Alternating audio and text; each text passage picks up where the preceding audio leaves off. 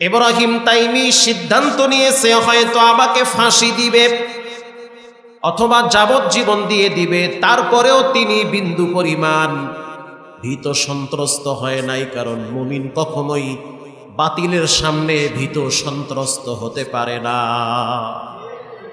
তিনি ভীত সন্ত্রস্ত হয় নাই, তাকে হ্যান্ডকাপ লাগায়া নিয়ে গেল ভিতরে। এদিকে ইব্রাহিম তাইমি সেফ হয়ে গেল।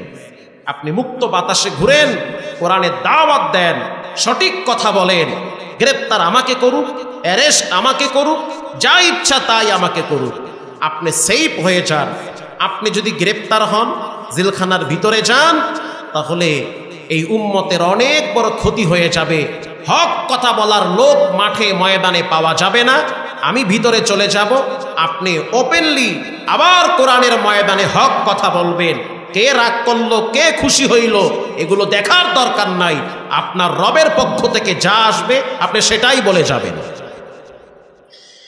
ইব্রাহিম তাইমিকে গ্রেপ্তার করে জেলখানায় নেওয়া হলো। ভয়ঙ্কর জেলখানা, এমন একটা জায়গায় নিয়ে রাখছে মাথার উপরে কোনো ছাদ নাই, বৃষ্টি রোদ সব তাদের শরীরে লাগে। ছাদবিহীন জেলখানা, একটা শিকলের সাথে দুইজন আসামিকে বন্দী করে রাখে। অমানবিক নির্যাতন শুরু হয়ে গেছে। একটা বারের জন্য বলে নাই যে আমার নাম ইব্রাহিম তাইমি, যাকে আপনারা ধরতে গিয়েছিলেন তিনি হলো ইব্রাহিম নাখাই। তিনি নির্দ্বিধায় সব কিছু চুপচাপ এই নির্যাতন সহ্য করতেছে। একজনের জন্য তিনি হলেন কে? সহ্য করতেছে। হাজ্জাজ বিন ইউসুফ তাকে যাবজ্জীবন কারাদণ্ড দিল। হিজরি সনের 92 হিজরিতে আল্লাহর এই বান্দা দুনিয়া থেকে বিদায় হয়ে গেছে জেলখানার ভিতরে। ওই দিন রাতে হাজ্জাজ বিন ইউসুফ স্বপ্নে দেখতেছে, একজনে বলল তোমার জেলখানার থেকে জান্নাতের পাখি বের হয়ে গেল। হাজ্জাজ বিন ইউসুফ পরের দিন সকালবেলা নিজের আঙ্গুল কামড়ায় আর বলে, কেন আমি এইরকম করলাম? একজন জান্নাতি মানুষকে কেন আমি জেলখানায় নিলাম, কেন রিমান্ডে দিলাম, কেন তাকে আমি শাস্তি দিলাম? আমার দৃষ্টিকোণ থেকে সে অপরাধী, কিন্তু আল্লাহর দৃষ্টিকোণ থেকে সে নিরপরাধ মানুষ। জালেমরা এমন সময় বুঝে যখন তাদের কোনো আপনজন থাকে না, যখন জালেমদের কোনো বন্ধু থাকে না, মৃত্যুর আগে আগে টের পায় রবের ধরা বড় শক্ত ধরা। ইব্রাহিম নাখাই তাকে যে আড়াল করে রাখলো আল্লাহ তাআলা, এর বিনিময় ইব্রাহিম তাইমিকে জান্নাতের খুশবু ঘ্রাণে পুরা দেহকে মেখে দিয়ে ইব্রাহিম তাইমিকে রব্বুল আলামিন জান্নাতের সবুজ পাখি বানিয়ে ঘুরাচ্ছে। তাহলে এটা কেন হয়েছে? ওই যে বললাম যে এক ভাইকে সে আড়াল করে রাখছে, গোপন করে রেখেছে। সরকারের দৃষ্টিকোণ থেকে তিনি ছিল অপরাধী। মানে এখন সরকার বললেও সমস্যা, সরকার বললেও মানুষ মনে করে এই যুগের সরকার। আরে ভাই, এটা তো হাজ্জাজ বিন ইউসুফ। কোন কথা কই গিয়া পাবলিক ঘুমায়। যেই হলে সরকার কইছে, কি ব্যাপার বক্তায় সরকার কয়কা? আমার সরকারের কি বাস দিতে আছে নাকি? এরকম কিছু পাবলিক আছে না নাই? এগুলো মাথা মতা ঠিক নাই। ঘরের লাগে বউ ফিদা খায়া টাই আইসে মসজিদে জুমার দিন আয়াটায় তালয়া হইয়া থাকে, কোনো হুঁশ নাই। যেই বক্তায় কয় সরকার, এই মাথা যাও নাই। এটা এই যুগের সরকার না, এটা ওই যুগের সরকার। হাজ্জাজ বিন ইউসুফ। আল্লাহু আকবার বলি। প্রিয় ভাইরা আমার, তো আল্লাহর একটি সিফত গুণ হলো বান্দার দোষকে আল্লাহ গোপন রাখে, এটা প্রকাশ করে না, এটা প্রকাশ করে না। তো এই গুণ যখন কোনো বান্দার ভিতরে আসে, তো আল্লাহ তাআলা ওই বান্দাকেও নিরাপদে রাখে, তার দোষগুলাও ফাঁস করে না, তাকে আল্লাহ তাআলা সেভ করে রাখে। এখন আপনি বলতে পারেন, হুজুর আমার চাকরি বাঁচাবার লইয়া মিথ্যা নাটক সাজান লাগবে। তো মিথ্যা নাটক যদি আপনাকে সাজাইতে হয়, এরপরে আপনার যদি পয়সা কামান লাগে, এই পয়সা খাওয়া তো আপনার জন্য হারাম। নিজেও হারাম খোর, ছেলে মেয়েদেরকেও হারাম খাওয়াইতেছেন। পরিষ্কার কথা, কেউ রাগ করবেন না। আপনি যদি বলেন এক ভাইকে ফাঁসাবার জন্য আমার মিথ্যা নাটক সাজান লাগবে, আপনারা কি কথাকে অন্যদিকে নিতেছেন নাকি? না, কথা দিগলা দিকে নিয়ে। আপনি যদি মনে করেন যে আমারে ফাঁসাইতে গিয়া আপনাকে মিথ্যার আশ্রয় নেওয়া লাগবে, এরপরে আপনার চাকরি বাঁচানো লাগবে, তার মানে আপনি আমার উপরে জুলুম করলেন, আপনি জালেম। চাকরি টিকাবার জন্য নাটক সাজাইয়া আর একজনের ইজ্জতের উপরে কালি লাগাইয়া পয়সা কামাইতেছেন, এর চেয়ে ঝালমুড়ি বিক্রি করে খাওয়া অনেক গুণ ভালো।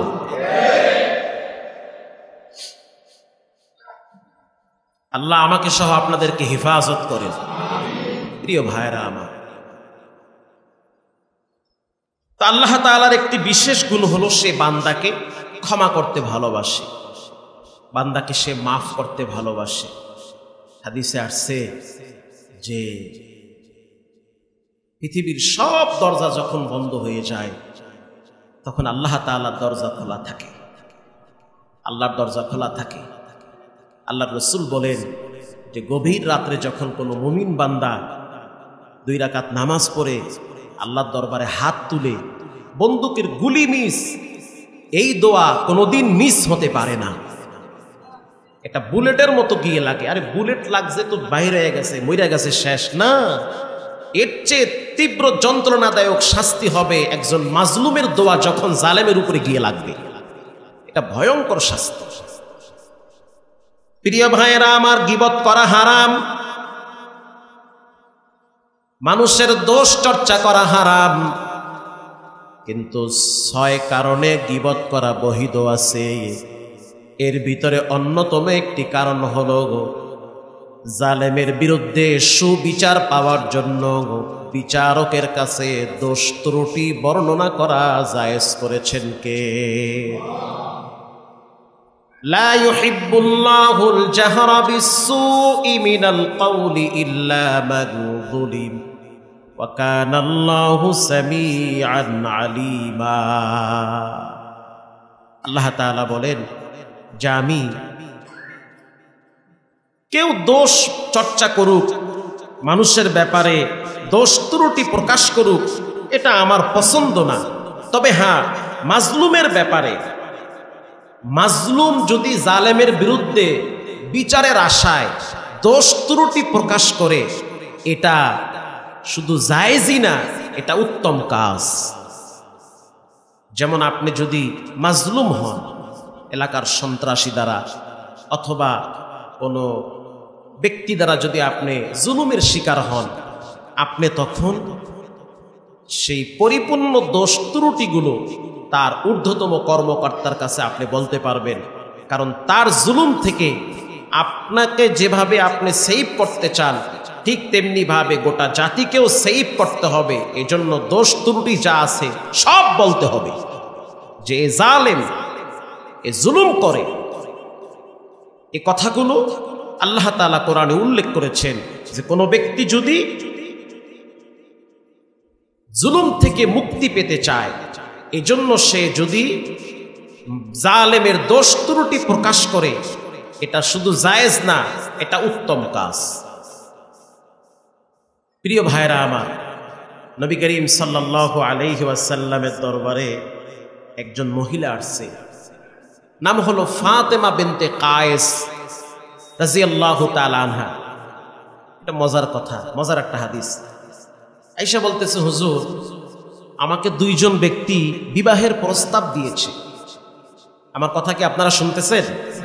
2 জন ব্যক্তি বিবাহের প্রস্তাব দিয়েছে। একজনের নাম হলো মুআবিয়া রাদিয়াল্লাহু তাআলা আনহু, আমিরে মুআবিয়া না, আরো একজন সাহাবী আছে মুআবিয়া রাদিয়াল্লাহু তাআলা আনহু। আরেকজনের নাম হলো আবু জাহাম, আবু জেহেল না, আবু জাহাম। আল্লাহর রাসূল বলতেছে যে ঠিক আছে, বিবাহ বসতে পারো, কিন্তু মুআবিয়া তো গরিব দরিদ্র, পারবা তো ঠিক থাকতে? কথা কি? মুআবিয়া তো গরিব দরিদ্র সাহাবী, পারবা তো ঠিক থাকতে? আর আবু জাহাম সে কিন্তু লাঠি ঘাড়ের উপরে ঝুলায় রাখে। তার মানে রিয়াজুস সালিহিনে হাদিসের ব্যাখ্যায় আসছে যে এই 2 সাহাবীর 2টা মানে বদগুণ আছে। একজনের একটা বদগুণ, আর একজন সে দরিদ্র মানুষ। বিবাহ শাদীর ক্ষেত্রে কুফু ঠিক করা, সমতা বজায় রাখা। মেয়ে সারা জীবন আরাম আয়েশে বড় হয়েছে, হঠাৎ করে যদি একটা গরিব ছেলের ঘরে আপনি মেয়েটাকে পাঠায়া দেন, সংসার ঠিক থাকবে? 2 দিন পরেই তো গ্যাঞ্জাম লাগবে। তো মেয়ের অবস্থান আর ছেলের অবস্থান এগুলো বুঝে শুনে সাগাই সম্বন্ধ করা দরকার। তা আল্লাহর রাসূল বলল, একজনে দরিদ্র, পারবা তো ঠিক থাকতে, আর একজনে সে কিন্তু লাঠি ঘাড়ের উপরে ঝুলায় রাখে, তার মানে বউ পিটানো ওস্তাদ। সেম একদম নকল করছি আমি, এইভাবে হাদিস আসছে, আমার কাছে হাদিসটা কোট করা আছে। মানে সে কিন্তু বউ পিটানো ওস্তাদ, মানে খুব রাগী মানুষ, উল্টা পাল্টা করবা বিসমিল্লাহ সারা পিটা দেবে। এটা আমি কইলাম আর কি, বিসমিল্লাহ সারা পিটা দেবে, সতর্ক হয়ে যাও। তাহলে বিশেষ কিছু ক্ষেত্রে মানুষের দোষ ত্রুটি প্রকাশ করা জায়েজ আছে। যেমন আপনার মেয়ের ব্যাপারে প্রস্তাব আসছে, কোথা থেকে? এই মোহাম্মদপুর থেকে, আপনারা থাকেন মুগদায়। এখন ছেলে সম্পর্কে আপনি জানলেন, ছেলে মাসে বেতন পায় 30,000 অথবা 40,000, কিন্তু ছেলের পরিবার থেকে বলা হয়েছে আমার ছেলে মাসে বেতন পায় 80,000। আপনি তো চিন্তা করতেছেন 80,000 ভালোই তো, 30,000 টাকা ফ্ল্যাট ভাড়া, বাকি যা আছে মিল্লা জিল্লা খাইতে পারবে। এখন আপনি এখান থেকে যখন ওই মহল্লায় গেলেন, যাওয়ার পরে এই ছেলে সম্পর্কে জানলেন, কারণ আমার কাছে একজনে বলল, ভাই আমি তো আসছি এখানে একটা ছেলে সম্পর্কে খবর নিতে, মুগদার থেকে আসছি, মেয়েটা বিবাহ দিতে চাই। এখন ছেলের মাসিক বেতন কত আপনি কি জানেন? কিন্তু আমি তো জানি ছেলের বেতন মাত্র 30,000 টাকা অথবা 40,000। এখন এই ক্ষেত্রে আমি যদি এটাকে গোপন রাখি, আমি যদি বলি না পোলায় তো মাসে কামায় 80,000, কুবরি কামায় 30,000, 80,000 30,000 কত হাজার হয়? 1,10,000। আপনি চিন্তা করতেছেন ভালোই তো, একজনের ডুমুন্সি 80,000, হুজুরে কয় 1,10,000, কোনো কথা নাই, চোখ বন্ধ করে বিয়ে শাদী লাগাও। এখানে চুপ থাকা যাবে না, যেটা সত্য সেটাই বলতে হবে। সে মিথ্যা বলেছে, সে বেতন পায় 30,000, 80,000 টাকা, এটা মিথ্যা। এই মিথ্যার আশ্রয় নেওয়ার কারণে একটা ফ্যামিলির ভিতরে বিয়ে শাদীর পরে অশান্তি শুরু হয়ে যাবে। এই দোষ প্রকাশ করা এটা কি জায়েজ, এটা বহিদ, এটা গীবত না।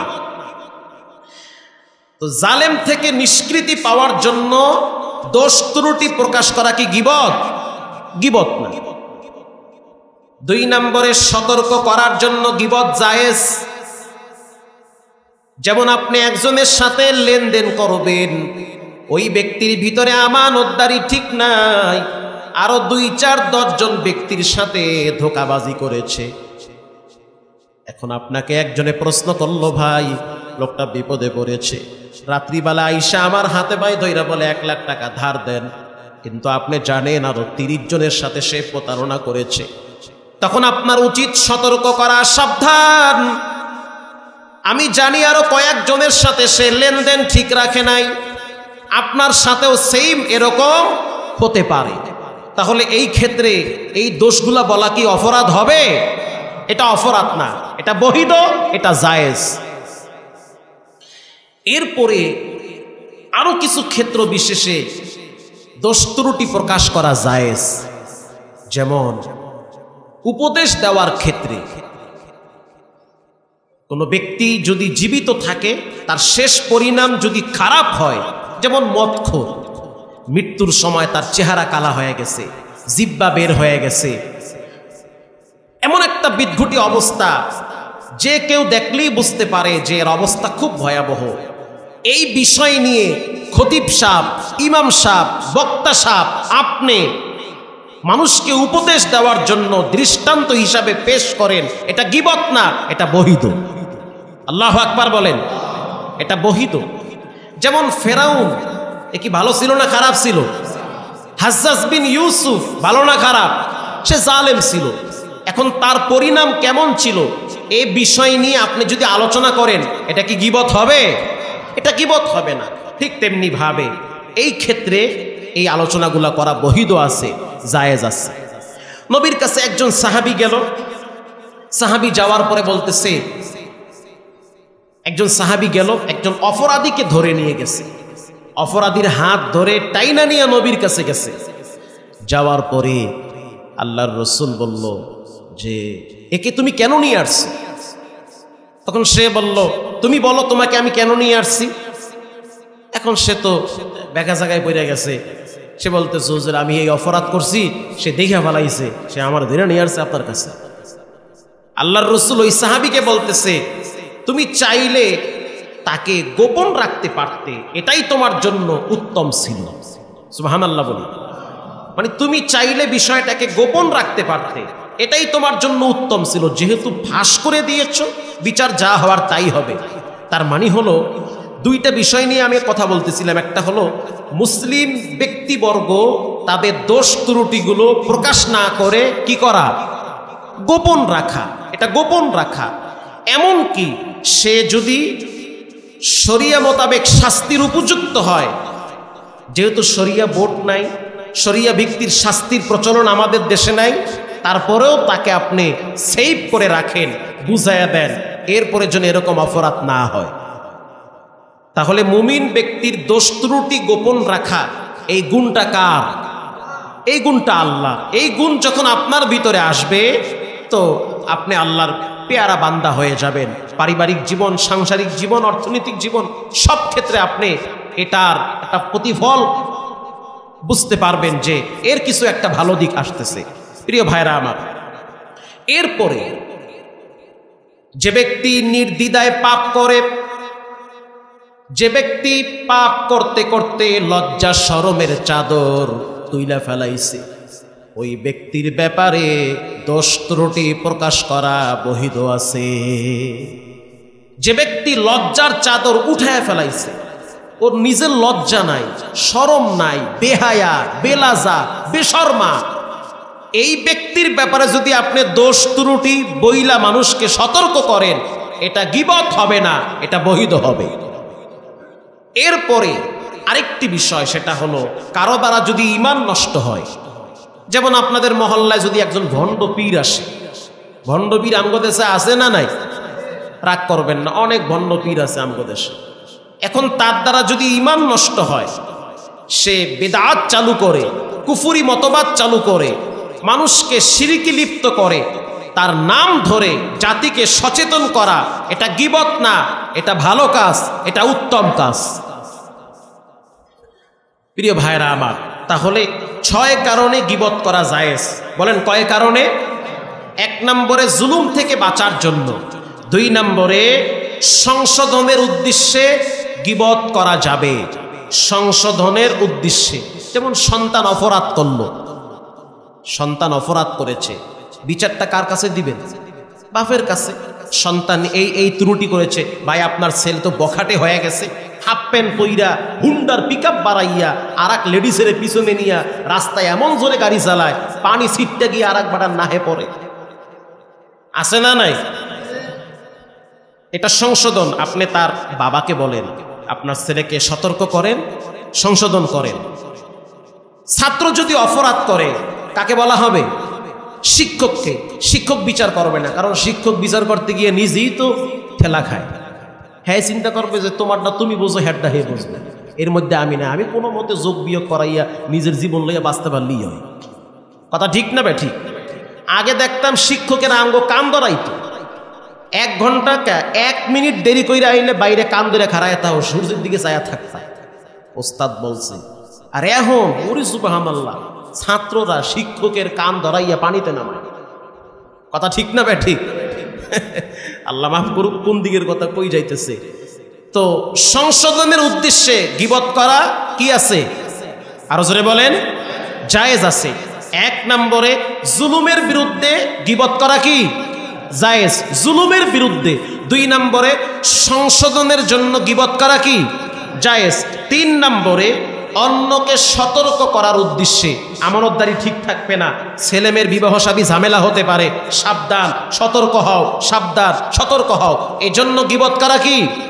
ওই যে বললাম ছেলের বেতন হইছে 30,000, আয়া চাপা মারতে আছে 80,000, এরকম ঝামেলা আছে না?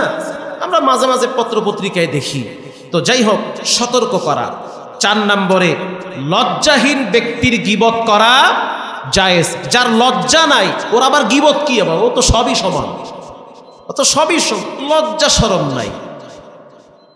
4 নম্বর ব্যক্তি যার লজ্জা শরম নাই তার গীবত করা বহিদ আছে। তার দোষ ত্রুটির ব্যাপারে মানুষকে সতর্ক করা, ভাই লোকটা ভালো না বেশি, ও বেহায়া, ওর সাথে মিশবা তোমার নিজের পরিবেশ নষ্ট হবে, এজন্য তার দোষ ত্রুটি বর্ণনা করা কি আছে, বহিদ আছে।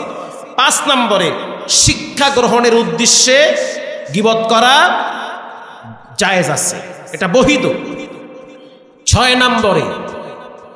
নম্বরে কোনো বিদআত শিরিক যদি সমাজে চালু করে, ইসলাম বিক্রি করে, ঈমান নষ্ট করার জন্য সমাজে যদি নতুন মতবাদ চালু করে, এ ব্যাপারে জাতিকে সচেতন সতর্ক করা জায়েজ আছে। তাহলে গীবত কয় কারণে করা জায়েজ? 6 কারণে। 1 নম্বরে কি থেকে বাঁচার জন্য? জুলুম থেকে। আর জুলমু জুলমাতু ইয়াউমাল কিয়ামা, কিয়ামতের ময়দানে জালেম কিচ্ছু দেখবে না, অন্ধকার দেখবে। আল্লাহ আমাকে সহ আপনাদের সকলকে জুলুম থেকে হেফাজত করেন। মন্ত্রী মহোদয় বলেছে দোয়া চাওয়ার জন্য, আপনারা দোয়া করবেন যে সমস্ত ছাত্ররা, সাধারণ মানুষরা নিহত হয়েছে, আল্লাহ তাদেরকে মাফ করে দিন। আরো জোরে বলি, এটা আমরা এমন দোয়া করতাম। যারা আহত হয়েছে আল্লাহ তাআলা তাদেরকে সুস্থতার নেয়ামত দান করেন। এরপরে যারা দেশকে শান্ত রাখার জন্য একটা সমাধানের চেষ্টা করতেছে, আল্লাহ তাদেরকে আরো সহি বুঝ দান করুন, আমিন। আসলে কথা বলতে আমাদের রিস্ক হয়, কথা তো অনেক বলতে মনে চায়, বলতে পারি না। কারণ গত জুমায় দেখলাম সাভারে এক ইমাম সাহেব, খতিব সাহেব, ভালো মানের আলেম, সে কথা বলল, খুব সুন্দর কথা। পাবলিক দেখলাম সবাই মাশাআল্লাহ, তার কথার 80% সমর্থক বোধক, কথা ভালো, সুন্দর কথা। ফট করে মাঝখানে একজন কাউন্টার দিয়ে ফেলাইছে, এই হুজুর আপনি এই সমস্ত কথা কইবেন না, তোমার চুলটাই কা, তোমার ভাল না লাগলে আর এক মসজিদে গিয়ে নামাজ পড়বা। তো মুসল্লিরা দাঁড়ায় গেছে, সাবধান, বেয়াদবি করার জায়গা মসজিদে না, এটা আল্লাহর ঘর। ইমাম সাহেব কথা বলবে কোরআন হাদিস থেকে, মানবতার পক্ষে, ইসলামের পক্ষে, দেশের পক্ষে। ভালো না লাগলে আর এক জায়গায় গিয়ে নামাজ পড়বে। এই যে মুসল্লিরা তাকে উত্তম মাধ্যম দিয়ে দিল, এরকম যদি প্রত্যেক মসজিদের মুসল্লি সচেতন থাকে, তাহলে খতিব সাহেব, ইমাম সাহেব নির্দ্বিধায় কোরআন হাতে নিয়ে বয়ান করবে। কারো বাবার শক্তি নাই কথা কাউন্টার দেওয়া। পারবেন তো ইনশাআল্লাহ? সুবহানাল্লাহ, পাওয়ার তো দেখি আমরাও কম না। আল্লাহ আমাদেরকে হেদায়েত দান করুন। সুম্মা আমিন। ওয়া আখিরি দাওয়ানা